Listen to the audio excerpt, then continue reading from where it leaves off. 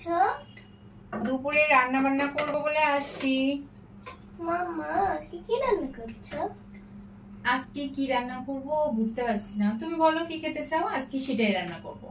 আচ্ছা মা, আজকে ফ্রাইড রাইস করো। Fried rice? আর এই গরমে?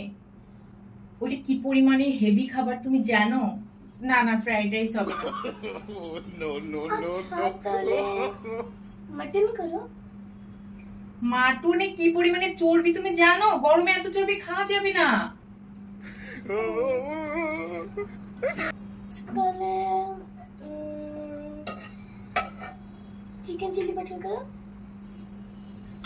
ওটাও তো হেভি খাবার, ওই খাবার খাওয়া যাবে না, গরমে খেলে তোমার নিজের শরীর খারাপ করবে। আচ্ছা তাহলে তুমি তোমার নিজের মতোই রান্না করো। আরে না, তুমি যেটা বলবা আজকে আমি সেটাই রান্না করব। আরে তুমি যেটা পারো সেটাই রান্না করো, সমস্যা নেই কোনো। না না বাবা, তুমি যেটা বলবা আমি সেটা রান্না করব, বলো। লুচি আলুর দম করো। লুচি তো অনেক তেলের খাবার, ওটা রান্না করা যাবে না আজকে। এবার কিন্তু আমার রাগ হচ্ছে না, তুমি তোমার মতোই রান্না করো। না রে বাবা, তুই বল, আমি তুই যেটাই খেতে যাবে আমি সেটাই রান্না করে খাওয়াবো।